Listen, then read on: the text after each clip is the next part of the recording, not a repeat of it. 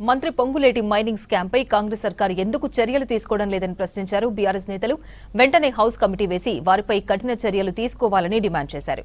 CM తమ్మునిపై ప్రభుత్వ విచారణకు సిద్దమైతే తాము కూడా విచారణకు సిద్దమన్నారు. కాంగ్రెస్ బయటనే కాకుండా అసెంబ్లీలోనూ డైవర్ట్ పాలిటిక్స్ చేస్తోందని, ప్రజలు తగిన సమయంలో బుద్ధి చెప్తారన్నారు గులాబీ నేతలు.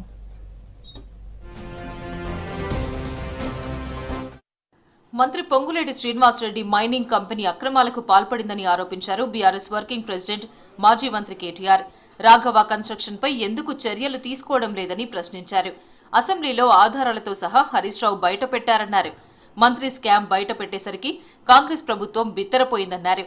మంత్రి మైనింగ్ కంపెనీపై హౌస్ కమిటీ వేయాలని గన్ పార్క్ దగ్గర బీఆర్ఎస్ ఎమ్మెల్యేలు, ఎమ్మెల్సీలు నిరసన తెలిపారు. రాఘవ కన్స్ట్రక్షన్స్ అక్రమ క్రషర్స్ చేసిందని చర్యలు తీసుకోవాలని డిమాండ్ చేశారు. మైనింగ్ రెవెన్యూ ఎట్లా పెరిగిందో మాకు తెలియదా, మీకు తెలియదా? మీరు అన్ని ఫీజులు పెంచారు. నిజానికి పెంచిన ఫీజుల ప్రకారం ఈ ప్రభుత్వానికి ఈరోజు 1700 నుంచి 1800 కోట్ల ఆదాయం రావాలి. కానీ వస్తున్నది 900 కోట్లు. మరి మిగతా 900 కోట్లు ఎవరి జేబుల్లో పోతున్నాయి? రాఘవ కన్స్ట్రక్షన్ జేబులో పోతున్నాయా? భాగ్యలక్ష్మి మైనింగ్ రమేష్ రెడ్డి, కౌశిక్ రెడ్డి జేబులోకి పోతున్నాయా, లేదా ముఖ్యమంత్రి ఖాతాలోకి పోతున్నాయా తేల్చాల్సిన అవసరం ఉంది.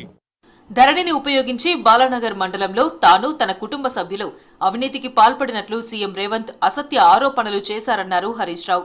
అసెంబ్లీలో తన తమ్ముడు, బావమరిది పేరు తీశారని, సీఎం సోదరుడి అవినీతిపై హౌస్ కమిటీ విచారణకు సిద్దమైతే తాను రెడీనే అన్నారు హరీష్.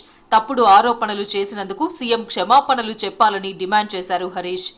పొంగులేటి గారి విషయాలు బయటపెట్టంగానే నా మీద బురద జల్లేటువంటి కార్యక్రమానికి ఇవాళ ఆయన పాల్పడ్డారు.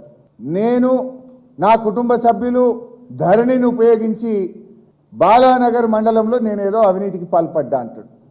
నేను అంటా ఉన్నా, నువ్వు నా బావమరిది పేరు తీసినావు, నా తమ్ముడు పేరు తీసినావు, ఓకే, హౌస్ కమిటీ వేయడానికి హరీష్ రావు రెడీయా అని నన్ను అడిగినావు కదా.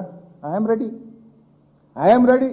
అసెంబ్లీలోనూ ప్రభుత్వం డైవర్ట్ పాలిటిక్స్ చేస్తోందన్నారు మాజీ మంత్రి తలసాని శ్రీనివాస్ యాదవ్. అటెన్షన్ డైవర్ట్ చేసి తమను బయటకు పంపారని చెప్పారు. ప్రజాస్వామ్యంలో ఇవాళ చీకటి రోజని చెప్పారు. మంత్రిని కాపాడుకోవడం కోసమే ప్రభుత్వం ఈ రకంగా వ్యవహరిస్తోందని ఆరోపించారు తలసాని.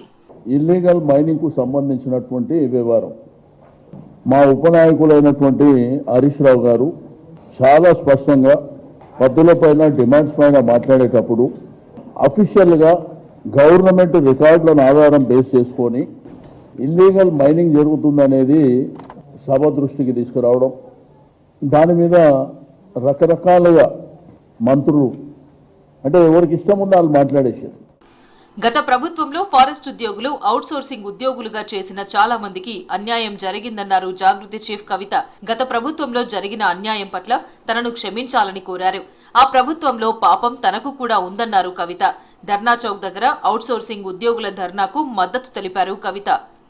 చాలా మందిని తీసుకొని కంటిన్యూ చేసుకుంటూ వచ్చిన అవుట్సోర్సింగ్ ఏనాడు కూడా అన్ఫార్చునేట్లీ బీఆర్ఎస్ ప్రభుత్వంలో కొన్ని డిపార్ట్మెంట్లలో ఉన్న అవుట్సోర్సింగ్ ఉద్యోగుల్ని ఎలక్ట్రిసిటీలో ఆర్టిజన్లుగా ఉంటే వాళ్ళని మార్చడానికి శాయశక్తులుగా కొంతమందిని మేము ప్రయత్నం చేసినాం. కొన్ని మారినాయి, మరికొన్ని మారలేదు.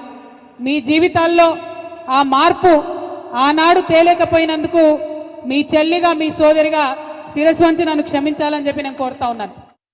కాంగ్రెస్ నాయకులు బయటనే కాకుండా అసెంబ్లీలోనూ డైవర్ట్ పాలిటిక్స్ చేస్తున్నారని విమర్శించారు గులాబీ నేతలు.